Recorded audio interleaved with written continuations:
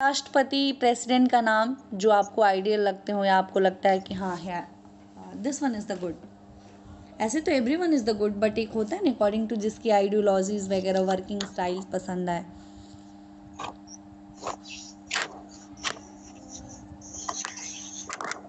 कोई एक नाम अभी वर्तमान में जो इंडिया की प्रेसिडेंट है उनका नाम क्या है? Droupadi Murmu. Okay, and prime minister name? Narendra Modi. तुम्हें तो इस क्वेश्चन पे लाफ ही होगा क्योंकि वाराणसी से हो और वो उनकी लोकसभा से वहीं से सीट भी है माननीय प्रधानमंत्री Yes. श्री नरेंद्र मोदी जी का। तो आज तो मुझे लगता है कि इतने ज़्यादा उनके वर्क के एडवर्टाइजमेंट होते हैं कि मुझे लगता है कि बच्चा बच्चा भी नाम जान गया होगा। बट नो वरीज, ऐसे ही Yes, ma'am. ये ऐसे ही क्वेश्चंस था। तो कोई एक ऐसे राष्ट्रपति का नाम बता दीजिए, कोई भी एक, वर्तमान के लेकर के भूतपूर्व से लेकर के, मतलब कि from past to till now, जो आपको लगता होगा कि this one is the best and his office tenure is also best. अभी तो जो द्रौपदी मुर्मू है वो तो हमारे लिए एक तरीके से इंस्पिरेशन टाइप है। मुझे लगा जिस कि आप यही तरीके आंसर से दोगी, बट सारे लोगों ने अपना कार्यकाल बहुत अच्छे से निभाया है, Yes. बट एक होता है ना जिसका व्यक्तित्व जो आपको लगे कि something different, the personality which points which makes some difference. तो मुझे वो APJ Abdul Kalam little bit as according to my view मुझे ज़्यादा वो Yes, लगता हाँ। है। उन्हें जब वो जनता, मरे थे तो भी सबसे ज्यादा दुख हुआ। हाँ, जनता का राष्ट्रपति कहा जाता था और काफ़ी डाउन टू अर्थ एक मिसाइल मैन ऑफ इंडिया थे, तो उनका कार्यकाल Yes, ma'am. मुझे बहुत सही वो लगता है। बहुत ही तो आज का जो जब वो टॉपिक है आपके सिविक्स में सोशल साइंस सब्जेक्ट का है यूनियन एग्जीक्यूटिव। अभी तो हम लोगों ने जुडिशरी पढ़ा था, अब एग्जीक्यूटिव। मैंने आपसे बताया था 3 parts, executive, legislative and your judiciary. तो जुडिशरी हम लोगों ने कर लिया और अब हम एग्जीक्यूटिव के पार्ट्स में आ जाएंगे, प्रेसिडेंट एंड वाइस प्रेसिडेंट। तो काफ़ी इंपॉर्टेंट डिग्निटरीज हैं हमारे इंडियन कॉन्स्टिट्यूशंस में, और प्रेसिडेंट तो कहा जाए कि it's a nominal head of our Indian constitutions. 2 type के हेड होते हैं, एक जो रियल में हो और एक जो नॉमिनल हो। तो ये नॉमिनल हेड होते हैं, जबकि सारे पावर्स इनके अंदर होते हैं मैक्सिमम्स, बट जो भी वर्किंग आपकी वर्किंग कैबिनेट है, जो कि आपके मिनिस्ट्री की कैबिनेट है लोकसभा में, जो सबसे ज़्यादा पार्टी मेजॉरिटी में होती है, leader of the Lok Sabha of the majority party, Yes. तो वो हमारे क्या हो जाते हैं, प्राइम मिनिस्टर हो जाते हैं। और फिर सुप्रीम जो हेड होते हैं वो हमारे प्रेसिडेंट होते हैं। और वर्तमान में for the inspiration of women empowerment also we can say कि ट्राइबल कम्युनिटी से बिलोंग करने वाली, it's a very matter of proud that Shrimati Draupadi Murmu. तो let's start the chapter president. President के पास बहुत सारे पावरफुल राइट्स हमारे कॉन्स्टिट्यूशंस ने दिए हैं, और सबसे बड़ी बात ये होती है कि इनके बारे में ये होता है कि it is first citizen of India, Bharat का प्रथम नागरिक। Yes, ma'am.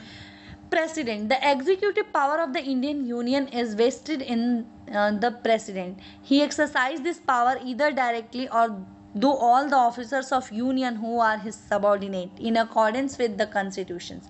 The President is the head of a state and supreme commander of the defense force of India. तो जो आपके ये नेवी है, आर्मी है, एयरफोर्स है, इन तीनों के कमांडर्स होते हैं आपके, लाइक CDS एक स्टाफ की पोस्ट भी क्रिएट की गई, चीफ डिफेंस ऑफ इंडिया। तो उससे भी ऊपर जो इन तीनों आपके आर्मीज़ के हेड होते हैं वो आपके सुप्रीम कमांडर प्रेसिडेंट होते हैं। The president exercise his power और the advice of prime minister and the council of minister. तो काउंसिल ऑफ मिनिस्टर के रिगार्डिंग आपके कॉन्स्टिट्यूशंस में है कि ये पूरी आपकी मेजॉरिटी का अप्रॉक्स ये 81 होना चाहिए, प्राइम मिनिस्टर को इंक्लूड करके 81। तो एक तो आपके काउंसिल ऑफ मिनिस्टर में प्राइम मिनिस्टर खुद हो गए, और फिर 80 और मिनिस्टर्स की जो मंत्रालय वगैरह की जिम्मेदारी दी जाती है, कैबिनेट्स वगैरह की, वो हो जाती है काउंसिल ऑफ मिनिस्टर।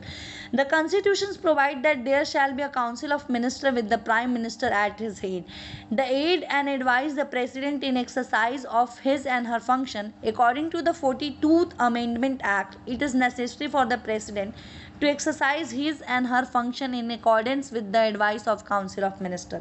तो ये आपके 42 अमेंडमेंट एक्ट के थ्रू हमारे कॉन्स्टिट्यूशंस में प्रोविज़न है कि according to the advice of prime minister and the minister cabinet minister, he will do according to appointment of that dignitaries कल प्रीवियस क्लासेस में हम लोगों ने देखा था कि जजेस को अपॉइंट करने में भी हमारे प्रेसिडेंट का इम्पॉर्टेंट रोल होता है।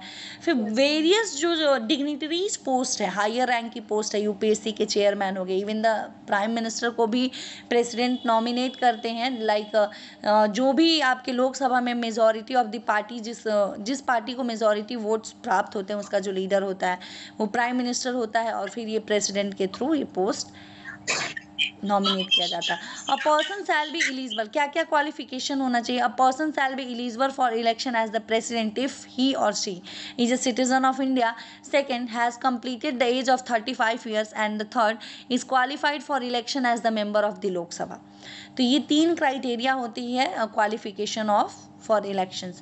Now the second point is that a person shall not be eligible for election as the president if he holds any office of profit under the government of India or government of any state or under any local or other authority subject of the control of any of the state government. However, a person is not deemed to hold an office and profit by reason only that he is the president or vice president or minister either for the union or any state। मतलब कोई लाभ के पद पर नहीं होना चाहिए, working executive में ना हो। A person who holds or who has holds office as a president shall be eligible for re-election to that office subject to the under provision of constitution। तो ये re-election भी कर सकते हैं अपने पोस्ट के लिए। Composition of the electoral college, तो किस तरीके से इन लोगों का ये जो सिलेक्शन का प्रोसीड्योर्स होता है, किस तरीके से प्रक्रिया अपनाई जाती है, चयन प्रक्रिया, ये अब हम लोग इस टॉपिक में पढ़ेंगे।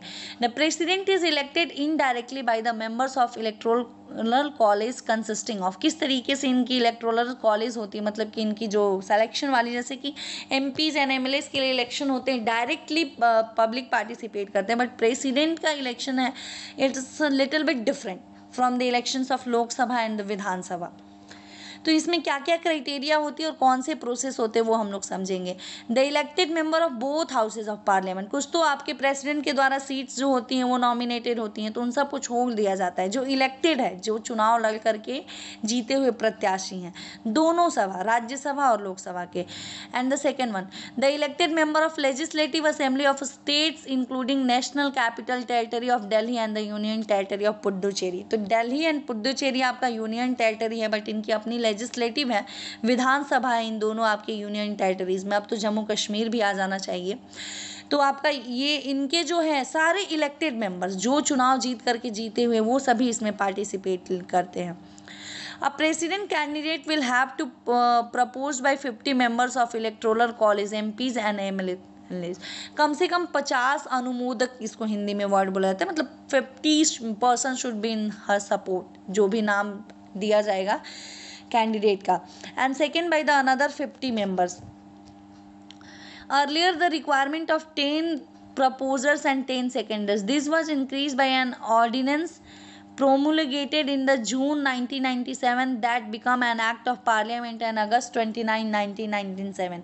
The ordinance has also raised the security deposit of candidate for the presidential election for 2500 to 15,000। ये राशि होती है जिसको रखना पड़ता है जमानत के तौर पे इलेक्शन से पहले जो था वो आपका 10 प्रपोजर और 10 मतलब सेकेंडरी प्रपोजर्स के द्वारा भी इलेक्शंस हो जाते थे, तो बहुत सारे वेरियस कैंडिडेट खड़े हो जाते थे। तो फिर आपकी सीट्स प्रपोजल वाले कैंडिडेट्स जो होते हैं सपोर्टर, उनकी इंक्रीज की गई, 50 members एटलीस्ट होने चाहिए।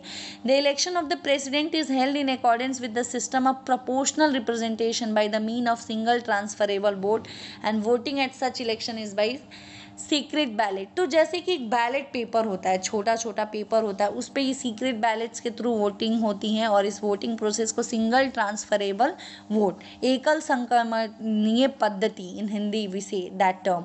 तो प्रेसिडेंट का इलेक्शन इस तरीके से होता है। और वोटिंग की मेजॉरिटी मतलब ये थोड़ी सीट्स के अकॉर्डिंग भी तय होती है कि वेटेज कितना होगा। तो जैसे कि कोई कोई एरियाज जो आपके कंस्टिट्यूएंसीज हैं, चाहे वो लोकसभा की हो या विधानसभा की, तो एरिया ज़्यादा होते हैं, तो उस तरीके से वेटेज भी थोड़ी सी उस एरिया से जो भी इलेक्टेड कैंडिडेट है ज़्यादा होती है।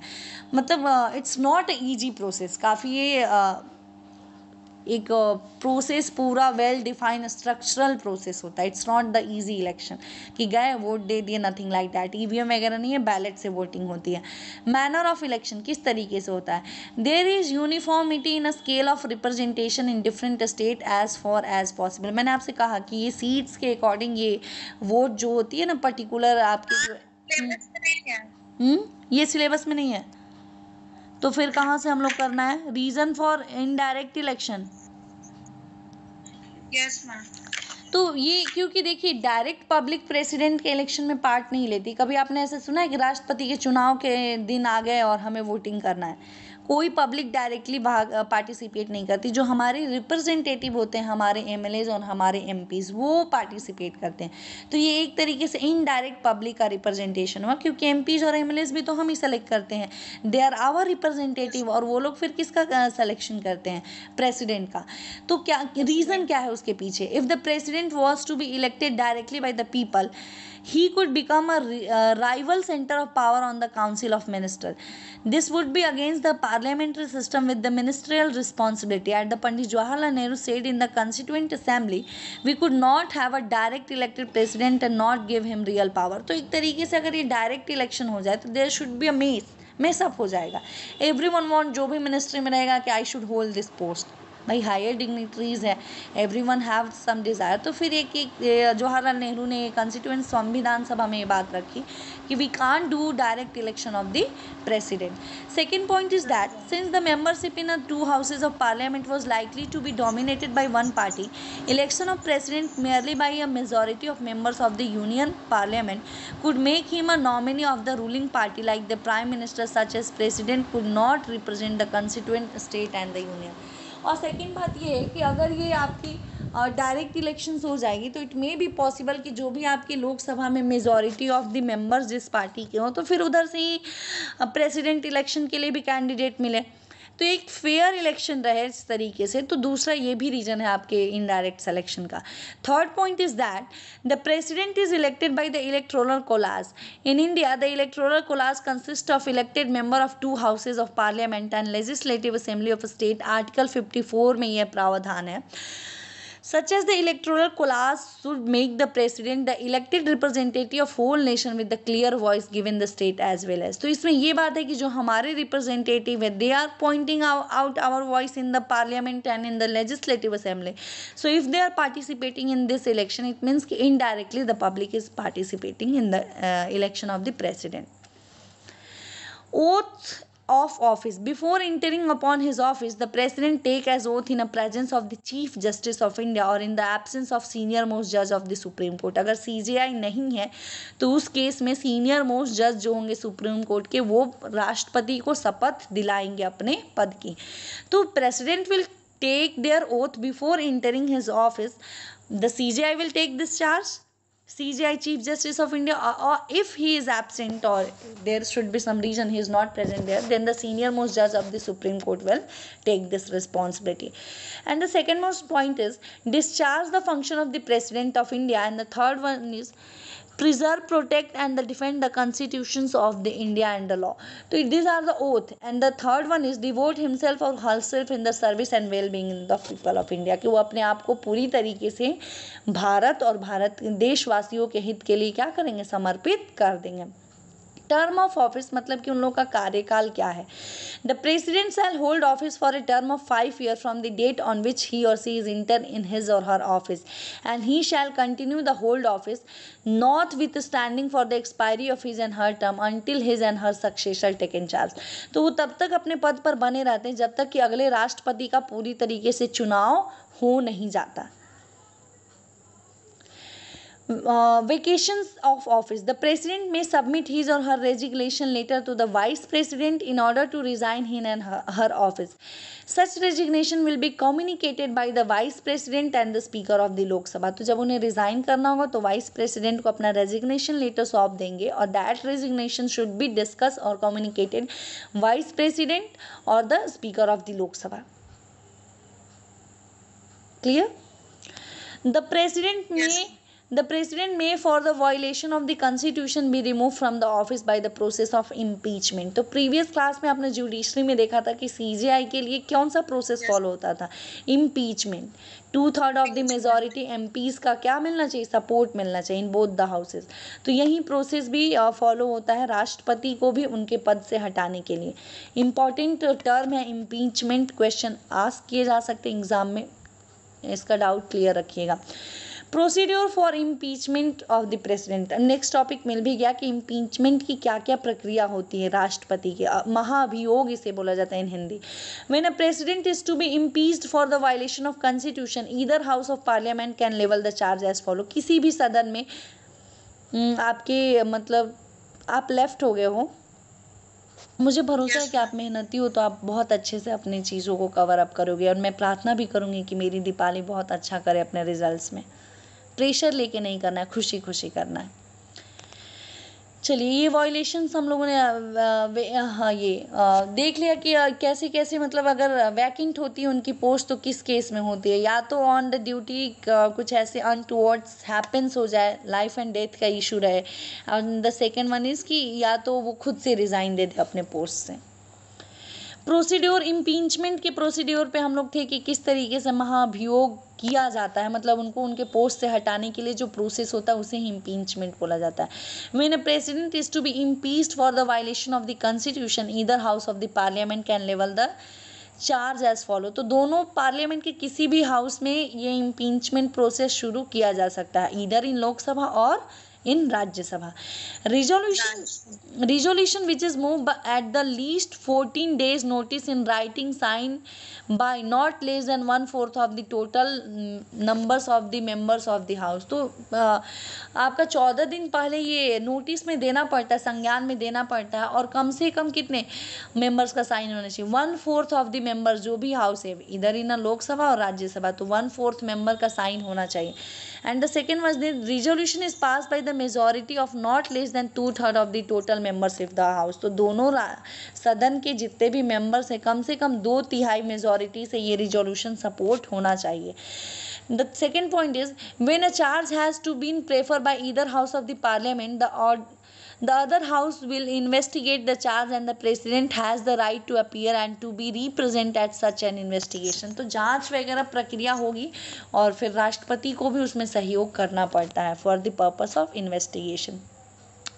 If as a result of the investigation a resolution is passed by a majority of not less than 2/3 of the total membership of the house by which the charge was investigated, declaring the charge has been sustained, such a resolution will have the effect of removing the president from his or her office. और अगर ये 2/3 majority से impeachment जो आपका report आया है ये पास कर दिया जाए तो फिर उनको अपने पोस्ट से क्या देना पड़ता है, रिजाइन देना पड़ता है, रिमूव होना पड़ता है.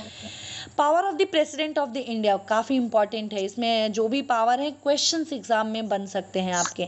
The executive power of the president include, तो एग्जीक्यूटिव टॉपिक के अंदर क्या क्या प्रेसिडेंट के पास पावर होता है. Head of the union administration, all the executive order are issue in the name of the president, all the union official are his subordinate. तो जब भी कोई बिल पास होता है आपके पार्लियामेंट में तो वो कभी एक्ट तभी बनता है जब प्रेसिडेंट उस पर साइन करें. तो ये एग्जीक्यूटिव पावर का वो चार्ज हुआ उनके पास. Appointment of the officials of the state, the president makes appointment to key post to run the government administration.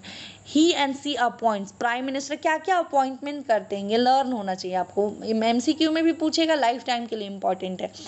Prime minister, council of minister on the prime minister, पहले वो prime minister को nominate कर दिए, उसके बाद with the advice of the prime minister सारे cabinet of minister को nominate करेंगे. He and she summon the leader of the majority group in the parliament and ask him or her for the government. तो समन होता है written order की सामने, मतलब एक स्टेटमेंट आदेश की तरह कि आपको इसके लिए जवाबदेही देनी पड़ेगी. चीफ जस्टिस एंड द जजेस of the supreme court and the high court, the governor of the state. आपके उत्तर प्रदेश की गवर्नर कौन है? आनंदी बेन पटेल. अच्छा, Anandi. The lieutenant government and the chief commissioner of the union territories, the attorney general of India, बहुत higher rank होती है attorney general, the controller and auditor general of India, जो भी हमारे पब्लिक मनी रहती है कैग, ये नज़र रखते हैं कि पैसे का खर्च कहाँ पे हो रहा है और किस तरीके से हो रहा है। Chairman and the member of the union public service commission, जो कि यूपीएससी इंडिया के मैक्सिमम यूथ का ड्रीम होता है। The chairman and the member of planning commission, the chairman and the member of the economic commission when ever appointment. तो ये सारी जो हायर डिग्निटरीज पोस्ट हैं इन सबका जो अपॉइंटमेंट होता है वो प्रेसिडेंट करते हैं। The third one is control over the state government, the union government may give necessary direction in to a state during president rule, the control of the union government over state is complete। तो जब भी कभी ऐसे कोई राज्य में उसकी अपनी गवर्नमेंट ना हो तो राष्ट्रपति शासन होता है प्रेसिडेंट वाला गवर्नमेंट, तो वो भी अंडर द प्रेसिडेंट होता है power. Union territory and border areas, the administration of the union territories and the border areas is responsibility of the president. तो जो यूनियन टेरिटरीज है केंद्र शासित प्रदेश, तो उसके भी आपके हेड जो होते हैं वो आपके प्रेसिडेंट होते हैं। डिप्लोमेटिक पावर्स क्या क्या होते हैं, जिसको कूटनीतिक शक्तियाँ बोली जाती हैं, मतलब डेमोक्रेसी के रिगार्डिंग प्रॉपरली वर्क करने के लिए। The president has the power of appointing Indian ambassador to the other country, जो राजदूत होते हैं दूसरे कंट्री में हमारे इंडिया के, तो प्रेसिडेंट अपॉइंट करते हैं। He and she receive ambassador, high commissioners and the diplomatic envoy from the foreign nation।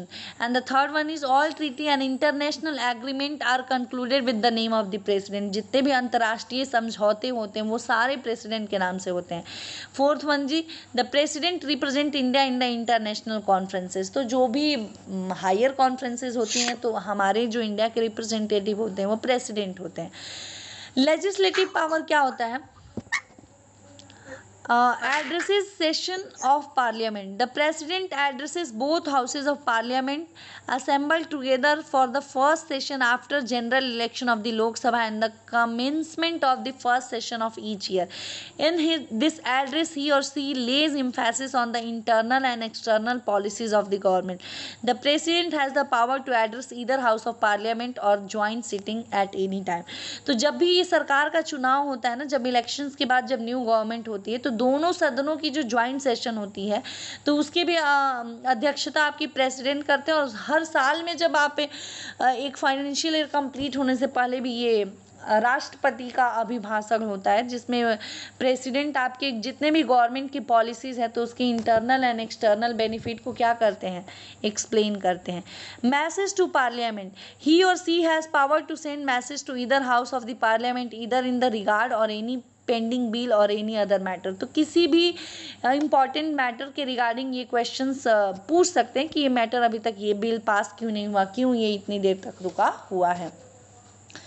Third one is someone and the prorogue of the houses, the president has the power to summon and the prorogue of the house of parliament। the power of summon parliament is subject to the condition that there should not be gap of more than 6 months between two session of each houses। normally there are session of parliament each year। जो सत्र चलता है parliament में तो कम से कम 2 सत्र के बीच में 6 महीने से ज़्यादा का गैप नहीं होना चाहिए। 6 महीने के अंदर 2 सत्र की बैठक हो जानी चाहिए। पहला जो है एक बजट सेशन जो कि आपका फरवरी से मई तक होता है, मानसून सेशन जो जुलाई से सितंबर तक होता है, मतलब डिस्कशंस वगैरह जो भी ministers and the oppositions members सारे मिल करके करते हैं। And the monsoon session and the winter session November and December. तो अभी नवंबर आने वाला है तो अभी कौन सा सेशन शुरू होगा पार्लियामेंट में, winter session. Very good. Dissolve of the Lok Sabha, he or she can dissolve the Lok Sabha and order fresh election. Rajya Sabha is permanent body not subject of session. ये सारे सेशंस उनमें मतलब क्या चीज होता है, अलग अलग कुछ होता है? नहीं अलग अलग नहीं, जैसे कि अभी हाफ ईयरली और एनुअल एग्जाम जैसे आपका बट गया तो ये session according to the time interval divided है, नथिंग इज डिफरेंट।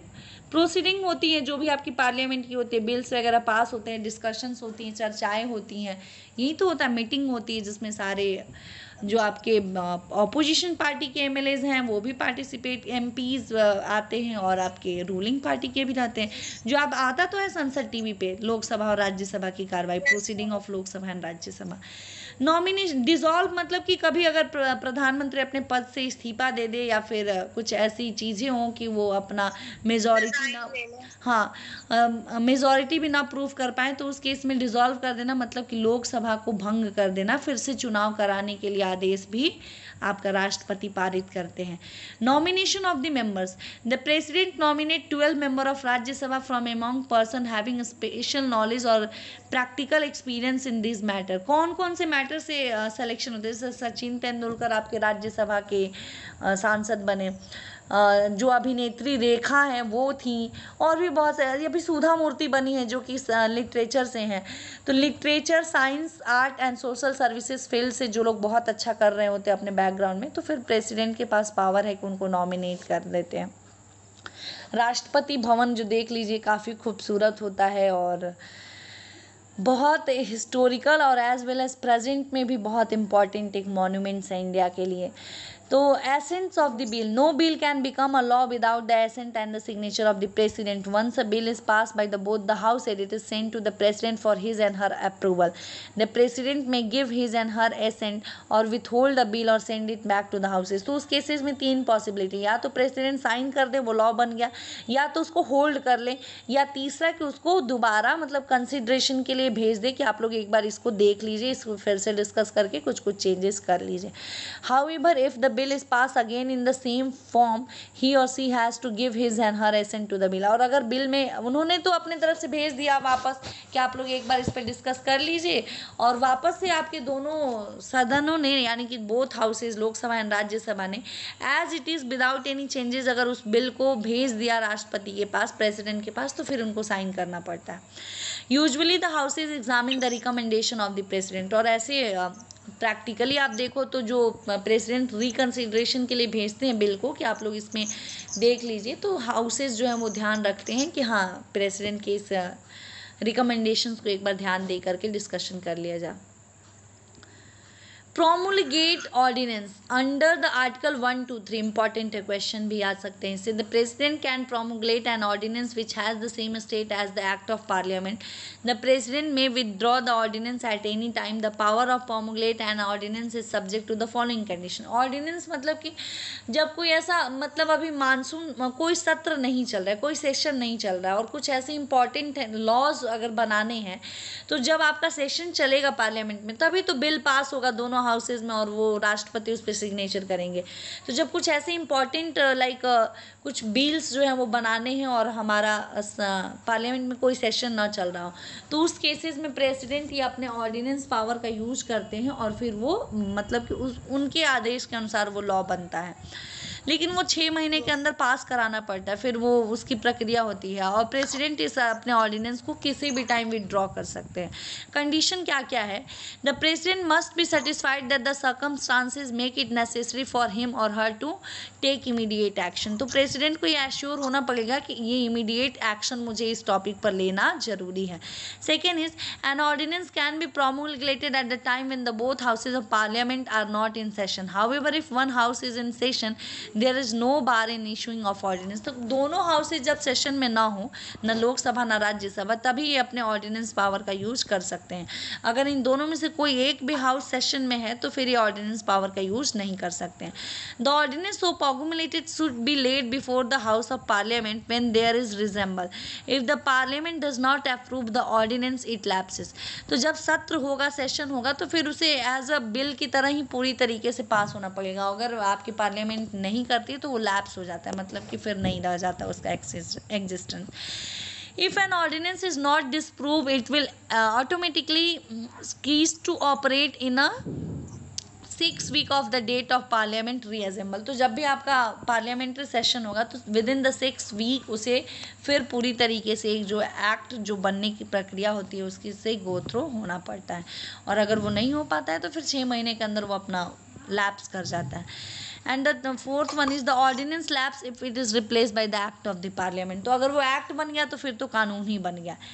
ये फोटो आपने ऐसे भेजा है ना कि मतलब उसके लास्ट वाली लाइन कटी हुई है, तो मैं ये टॉपिक थोड़ा सा स्किप करके जुडिशियल पावर पे आ रही हूँ। इसका फोटो मुझे फिर से भेजना तो मैं क्लियर कर दूंगी।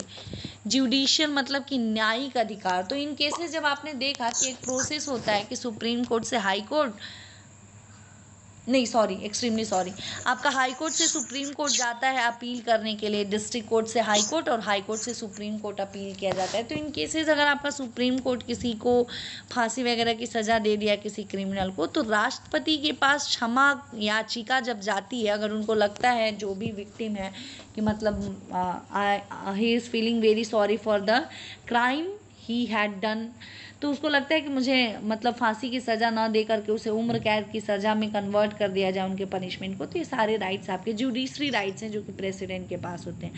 The president is not answerable before any court of law for the exercise of the power and duties of his and her office. तो चैलेंज तो कर नहीं सकते आप। No criminal suit can be initiated against him and her during his and, जब तक वो कार्यकाल में है कोई उन पर मतलब आरोप इस तरीके से लगा करके इन्वेस्टिगेशंस नहीं किया जा सकता जब तक वो अपनी जिम्मेदारी अपने पोस्ट को निभा रहे हैं। The president has the power to grant pardons, वहीं माफ़ी का अधिकार जिसे क्षमा याचिका बोला जाता है। पैराडॉन मतलब कि किसी को फांसी की सज़ा मिल गई है तो उसको फांसी से इसमें चेंज करवा लें उम्र कैद में जीवन भर के लिए, तो ये पैराडॉन राइट होता है। Reprieves, respites or remission of punishment to be suspend, remit or commute the sentence of any person convicted for an offence. क्या क्या केसेस में हम अपना इस राइट को यूज कर सकते हैं? 3 टर्म्स हैं इसमें। In all cases where the punishment or sentences is अब बाय अ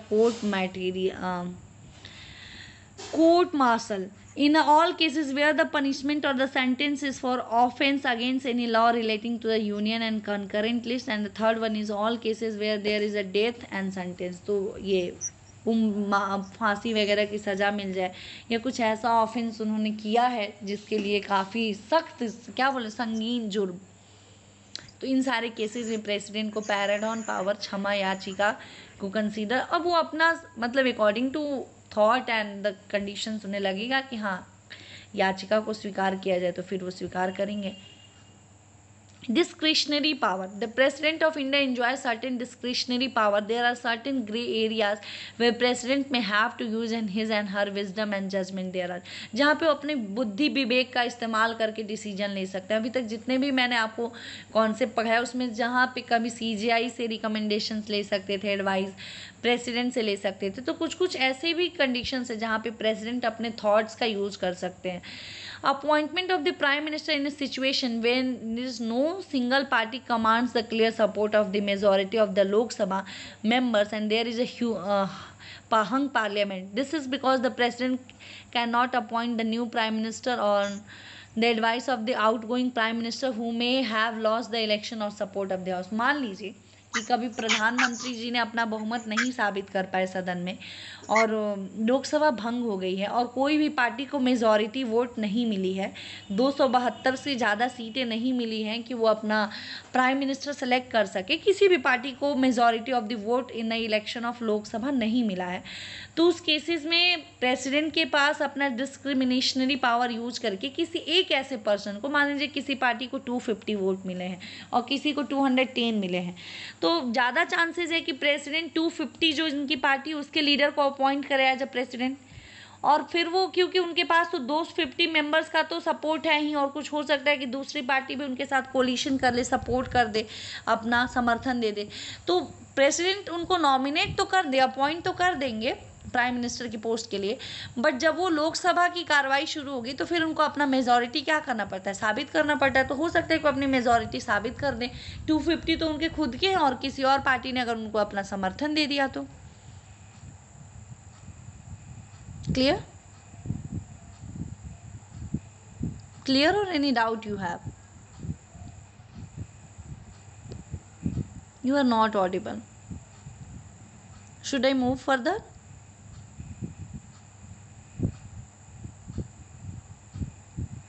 मैम आवाज कट रही है। मेरी आवाज कट रही है फिर हाँ, आप? यस मैम अभी आ रही है?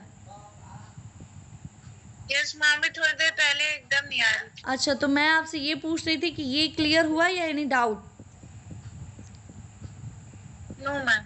तो सेकंड पॉइंट फिर में एक्सप्लेन कर रही हूँ, appointment of a prime minister in case of sudden death of the incumbent and for example by the assassination in a case of mister Indira Gandhi where the ruling legislature party is unable to meet the immediately to elect a leader. तो इंदिरा गांधी की जब हत्या कर दी गई थी तो ये special case है, तो उस समय में तुरंत रूलिंग पार्टी कांग्रेस जो थी मीटिंग करती तब तो अपना कोई लीडर सेलेक्ट करती। तो फिर सडन आपके उस समय के प्रेसिडेंट ने उनके बेटे को क्या किया, नॉमिनेट कर दिया for the post of the prime minister. और बाद में उन्होंने उनको मैम उनकी हत्या कैसे हो गई? उनकी हत्या उनके जो बॉडीगार्ड थे ना सुखवंत सिंह और बलवंत सिंह, उन्हीं लोगों ने उनको गोली मार दिया था। एक केस था उस समय ऑपरेशन ब्लू स्टार जो उन्होंने चलाया था, मैं इसके बारे में इन डेप्थ आपको बताऊंगी, जिसकी वजह से उस समुदाय के लोग उनसे काफ़ी नाराज चल रहे थे। तो उनके बॉडीगार्ड ने ही उनको उनकी हत्या कर दी थी। तो इनके बेटे को उस समय के तत्कालीन राष्ट्रपति प्रेसिडेंट ने नॉमिनेट किया, अपॉइंट किया। तो फिर आपकी ये जो कांग्रेस पार्टी थी तो बाद में उन्होंने भी अपने उनके बेटे को ही अपने लीडर सेलेक्ट कर लिया, तो फिर वो अपनी बहुमत को साबित कर दिए थे।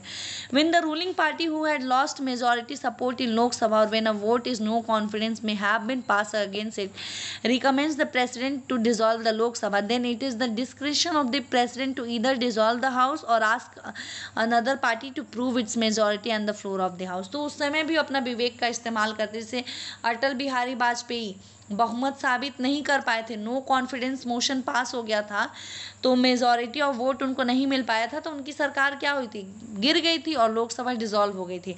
तो जब कोई भी पार्टी अपनी मेजॉरिटी ना साबित कर पाए तो प्रेसिडेंट चाहे तो लोकसभा को डिसॉल्व कर देगी या किसी दूसरे पार्टी से पूछ सकती है कि आप अपनी मेजॉरिटी प्रूफ करोगे, तो दूसरी पार्टी हो सकता है मेजॉरिटी प्रूफ कर दे तो उनका प्रेसिडेंट हो जाए। The president can dismiss minister in case of council of minister loses the confidence of the house but refuse to resign. तो मान लीजिए कि प्रेसिडेंट और उनकी कैबिनेट मिनिस्ट्री अपना नो कॉन्फिडेंस मोशन में मेजॉरिटी नहीं प्रूफ कर पाई और पोस्ट को रिजाइन नहीं कर रही है, तो फिर ये डिसमिस कर देते हैं, प्रेसिडेंट के पास पावर है। इमरजेंसी पावर क्या क्या है, आपातकालीन अधिकार। And emergency is sudden or unforeseen situation for demanding immediate action. तो ऐसे केसेस जिसमें इमीडिएट एक्शन लेना बहुत ज़रूरी हो, वो आपकी इमरजेंसी पावर वहाँ पे प्रेसिडेंट यूज़ करते हैं। It is the situation in which the head of the state assume extraordinary power. The president can proclaim a state of emergency in the following cases. कब ये आपातकाल लगाया जा सकता है? 1975 में हुआ था ना आपातकाल। आज भी बोला जाता है कि इमरजेंसी के वो काले दिन।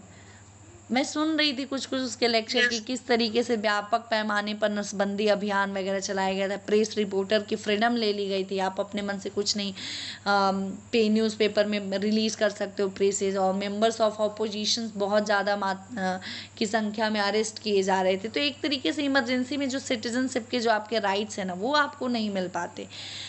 तो किस केसेस में आपकी इमरजेंसी पावर प्रेसिडेंट यूज कर सकते हैं? तीन केसेस है, national or general emergency. There is a danger of foreign aggression or the danger to the peace and the security of the country because of a civil war, insurgency and any other such causes in Article 352। Article 352 के अनुसार अगर देश में कोई ऐसे हालात हो जाए, गृह युद्ध की संभावना बन जाए जिससे कि राष्ट्र की शांति और सुरक्षा पर कोई गहरा आघात हो, इमरजेंसी जैसी कंडीशन हो, तो 352 आर्टिकल का यूज करके नेशनल और जनरल इमरजेंसी राष्ट्रपति इम्पोज कर सकते हैं। सेकेंड है break down of constitutional machinery. The constitutional machinery is state has broken down and there is a deadlock because of the political uncertainties and otherwise. Article 356 ये power देता है कि कुछ राजनैतिक ऐसी घटनाएं हो जाए जिसकी वजह से देश में आपातकाल इमरजेंसी जैसे सिचुएशन क्रिएट हो जाए, तो उस समय भी मतलब संवैधानिक तरीके से आपका आर्टिकल 356 का यूज़ करते हुए प्रेसिडेंट इमरजेंसी इम्पोज कर सकते हैं। Third one is a financial emergency, मतलब कि वित्तीय आपातकाल। A setback to the financial stability or credit feasibility of the country is likely to occur has occurred in article 360। तो आर्टिकल 360 के अकॉर्डिंग जैसे कि मतलब कि इकोनॉमिक कंडीशन बहुत वर्स हो जाए, तब फाइनेंशियल इमरजेंसी राष्ट्रपति लगा सकते हैं। अब इन तीनों के बारे में इन डेप्थ में हम लोगों को पढ़ना है। फिर इफेक्ट ऑफ इमरजेंसी क्या क्या मतलब राज्य पे उसका असर होता है, सारा इमरजेंसी है। फिर वाइस प्रेसिडेंट है। तो टाइप्स ऑफ इमरजेंसी मैं शुरू करूँगी कल। अभी लिटिल बिट हम लोग वाइस प्रेसिडेंट का डिस्कशन कर लेते हैं। एनी डाउट अगर मैं ऐसे करूँ तो?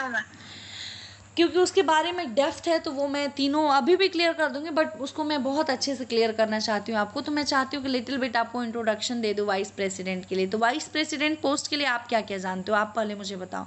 अभी कौन है वाइस प्रेसिडेंट वही मुझे बता दो।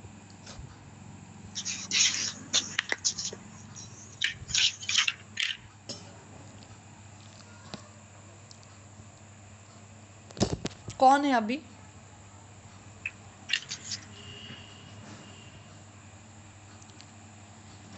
Deepali, are you here? Yes ma'am. कौन है बता दो बेटा। जब Yes, तक बताओगे नहीं मैं आगे नहीं बढ़ूंगी। तुम भी सोच ही रही होगी कि मैम चैप्टर से ज्यादा तो मेरा जीके का टेस्ट ले ली।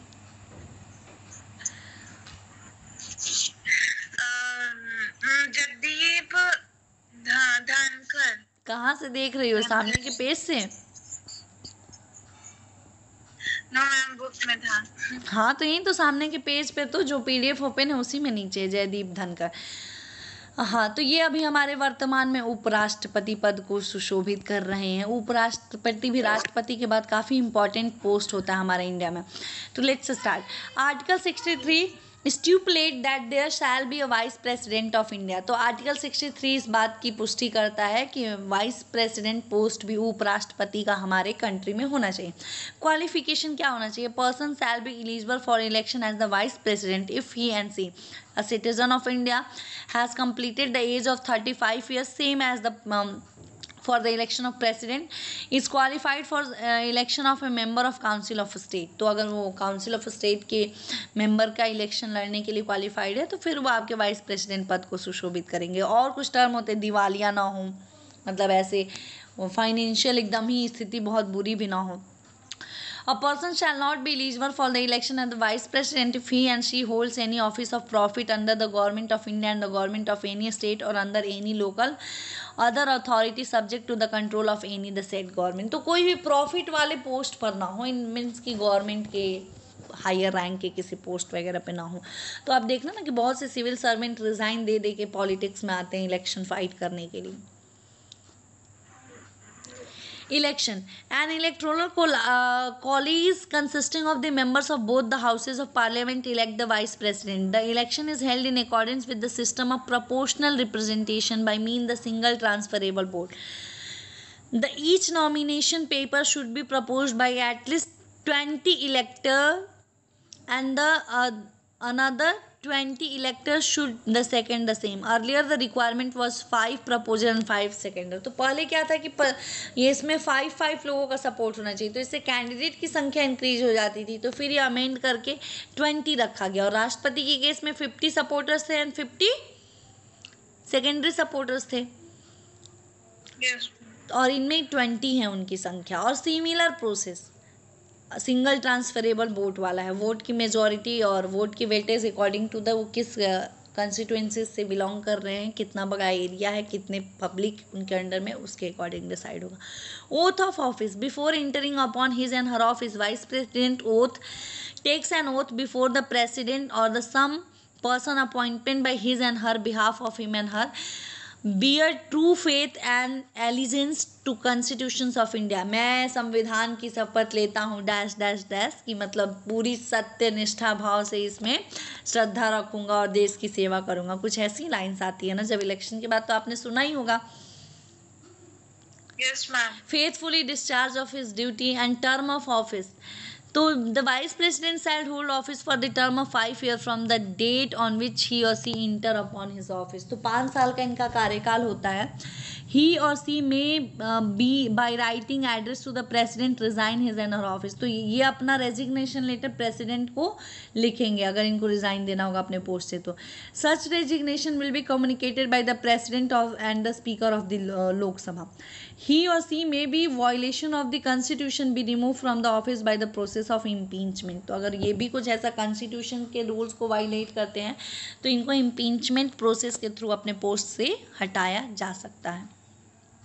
He or she shall continue to hold office notwithstanding expiry of his and her term until he and her successor enter upon his.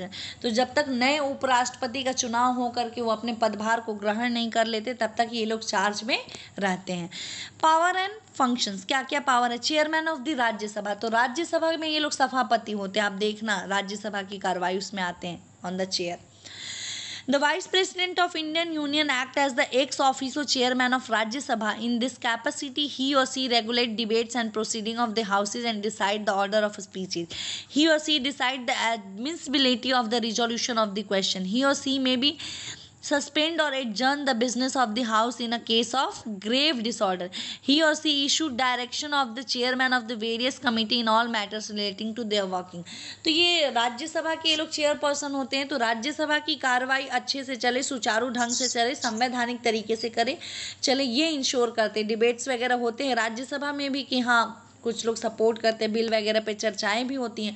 और जो भी मेंबर्स आपके मतलब रूल्स को वायलेट करते हैं, कुछ ऐसी गतिविधियां करते हैं जो कि उनके मोरल एथिक्स के अगेंस्ट है, तो फिर ये सख्त कार्रवाई आदेश दे सकते हैं.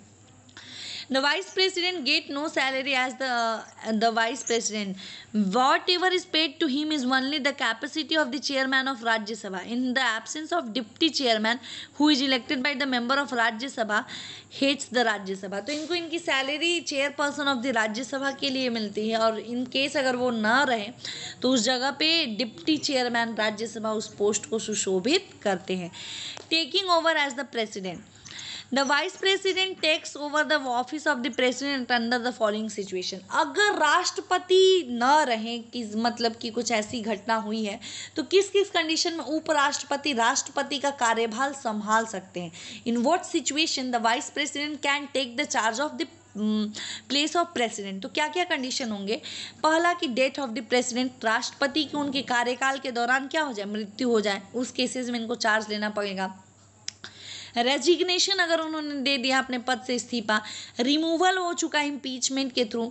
And the fourth one is when the president is unable to discharge his and her function owing to absence, illness or any other causes. तो किसी ऐसे कॉजेज की वजह से वो अपने चार्जेस को ना ले पा रहे हैं. तो in the event of the president death, resignation or removal, the vice president act as president and enter upon his and her office until a new president is elected. This is unlike the vice president of USA who became the president for the remaining term of the office. तो जब तक से अगर vice president की death हो गई है या फिर वो अपने रिज़ाइन दे दिया अपने पोस्ट से, तो उस केसेस में जो आपके वाइस प्रेसिडेंट है वो तब तक बने रहेंगे राष्ट्रपति जब तक कि इलेक्शन ना हो जाए उस पोस्ट के लिए और न्यू प्रेसिडेंट का सिलेक्शन ना हो जाए.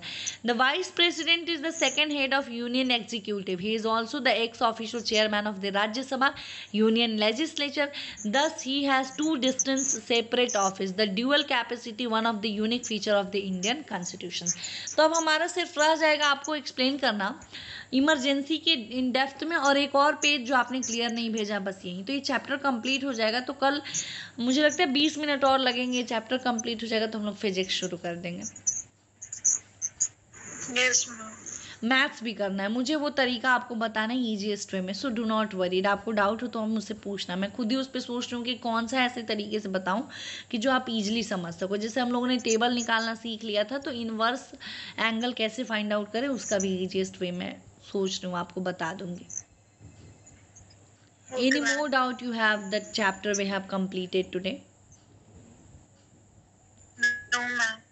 एक बार रिवीजन कर लेना. वैसे तो कल अभी इस चैप्टर को कंप्लीट करना ही करना है, तो मैं फिर से आपके डाउट्स को क्लियर कर दूंगी. Should I leave the class? Yes ma'am. ठीक है. Thank you Deepali. Bye. Good night.